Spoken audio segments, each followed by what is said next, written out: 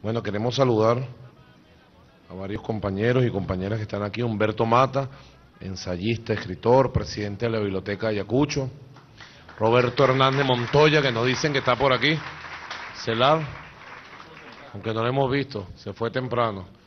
Claro, se tuvo que ir a dormir temprano. Abilio González, educador, editor, presidente de la Imprenta de la Cultura, Abilio. Rosa Fernández, historiadora, presidenta de la distribuidora venezolana de cultura. Alejandro López, historiador, coordinador de la Casa de las Primeras Letras. Simón Rodríguez. Iván Padilla, editor del semanario cultural Todos Adentro. Luis Brito García, aquí está, escritor, ensayista. Moraima Guevara, presidenta de la Fundación Librerías del Sur.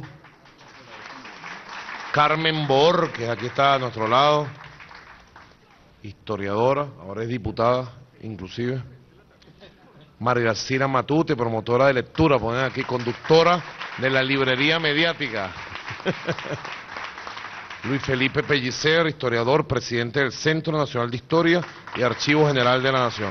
Yo le voy a pedir al profesor compañero Luis Brito García, porque él trae varios libros por aquí. ¿Qué cosas cree usted que debemos leer para la vida que está en pleno desarrollo ahora?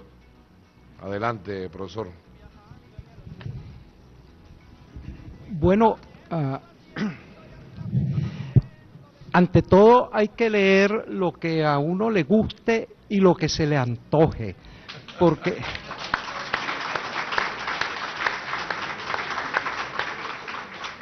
la lectura es un acto de amor y no hay cosa más contradictoria que el amor obligado. Eso, imagínense ustedes un beso obligado, una cosa así. Todas las damas bonitas aquí saben lo que es eso. Entonces, simplemente la vía hacia la lectura es la vía del placer. Y en el caso mío, de la depravación. Fíjense ustedes que yo me he propuesto no llevar ni siquiera un billete de lotería a la casa, pues ya se me está desbaratando con la cantidad de papeles. Y en cuanto llego por aquí empiezo a encontrar cosas demasiado deliciosas. ¿Quién va a resistir un libro que se llame Etimología de las Pasiones, por ejemplo? Eso es de una belleza. Aquí está de Fidel Castro Valar, el hijo del propio Fidel Castro. Ciencia, Tecnología y Sociedad es uno de mis teleles. Yo he escrito bastante sobre eso, pues es un tema apasionante.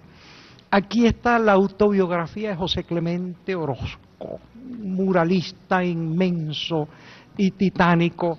Aquí está una cosa que uno no sabe qué es, pero es irresistible. Ser uno, psicología del movimiento creador. ¿Cómo será eso el movimiento creador? Estaba hablando aquí con un amigo que compone salsa y estábamos tramando componer otra música salsa. El movimiento creador es un movimiento así como el de la salsa, ¿no? O sea, muy rítmico, etcétera. Cualquiera de estos libros o de esos que ustedes tomen al azar abre un mundo de delicias. Hay un verso de William Blake que dice: ¿cómo sabes que cada pájaro que cruza el espacio aéreo no es un mundo de delicias próximo por siempre a tus 5 sentidos? En cada uno de esos libros está la entrada al paraíso y hay que acercarse a ellos anárquicamente, porque con los libros hay el proceso del chisme. Un libro lleva a otro.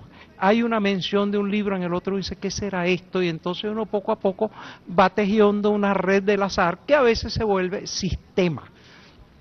Yo recomendaría aquí entre los grandes libros venezolanos, por ejemplo, Los Desiertos del Ángel, de Alfredo Armas Alfonso, un venezolano integral que llegó a escribir dentro de la narrativa realista una prosa verdaderamente mística.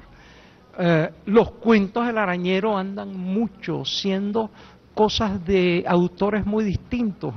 Es esa vivencia de la vida, de las pequeñas cosas de la vida y de los sentidos inefables que hay en cosas aparentemente muy sencillas, como andar vendiendo unos dulcitos de lechosa, o sentirse frustrado porque una novia dijo que no, o tratar erradamente de ser beisbolista, no sabiendo que la vida le depara otro destino mucho más atractivo casi que el de ser jonronero. Entonces, pero yo diría sobre todo que es interesante la lectura, no para perderse de ella el placer, sino para entender. Se acaba de hablar un poco del pensamiento de la derecha. Hay un libro de Frank Neumann que se llama De la naturaleza del nacionalsocialismo, que dice que el fascismo es la colusión del poder del Estado y del gran capital financiero. Eso que sale en las películas de unos señores con unos trapos y tocando música y todo eso, no señor, es el gran capital financiero aliado con el poder del Estado, y cuando no lo tienen tratan de buscarlo.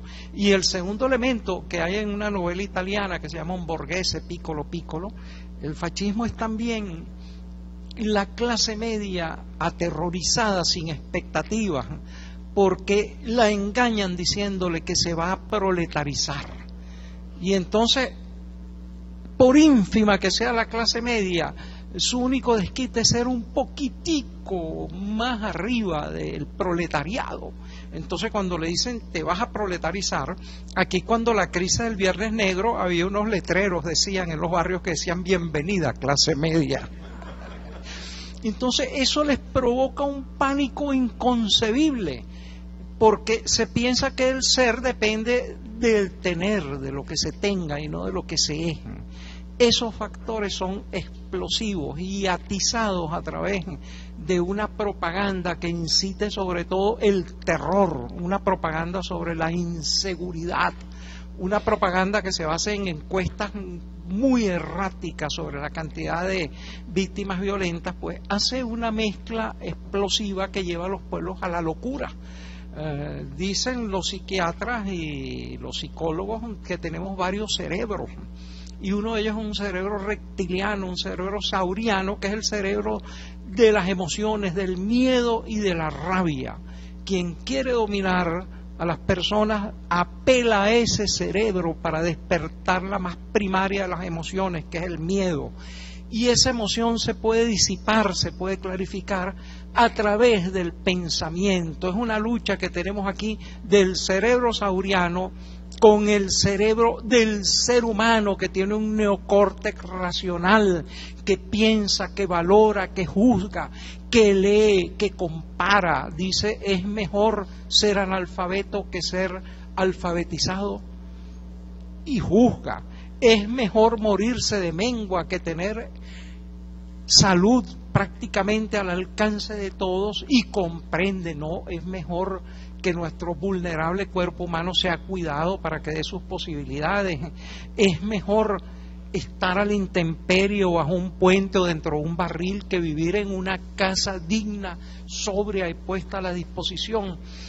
Ese es el cerebro que hay que fomentar a través de la racionalidad, a través de la luz, a través del argumento, a través de la lectura que hoy celebramos. Debemos hacer una gran lectura, pero no solo de los libros. La realidad es un inmenso libro que debemos leer con el cuidado de quien lee una obra maestra. Leer sus notas al pie de página, ver cómo se dividen sus capítulos. Entender la realidad es más complejo incluso que entender un libro, pero son dos operaciones parecidas y la una lleva a la otra. A veces los libros llevan a comprender la realidad y la realidad a comprender los libros, y llevan a la tarea que decía Marx, que ya no se trataba de entender el mundo, sino de transformarlo. Por la ruta de estas páginas vamos hacia ese cierre del capítulo de el preámbulo de la humanidad, porque Marx decía que cuando se haya alcanzado la sociedad ideal, la utopía, empezará la verdadera historia de la humanidad. Y qué historia tan deslumbrante, tan hermosa, tan clara, tan diáfana será esa, una vez que hayamos, a través del conocimiento y de la sabiduría y de la reflexión, de ese pensar en cada instante nuestro. La vida es demasiado breve, no podemos pasarla sin pensar y sin meditar. Hayamos alcanzado esa culminación. Todos estamos comprometidos con eso. Ninguno de nosotros puede estar comprometido con el retroceso, con la barbarie, con el desastre, con la ignorancia, con la suciedad, con la intemperie, con la pobreza.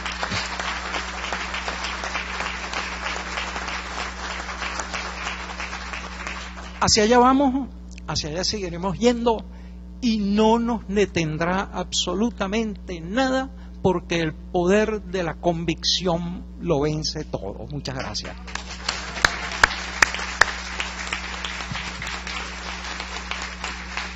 Más nada.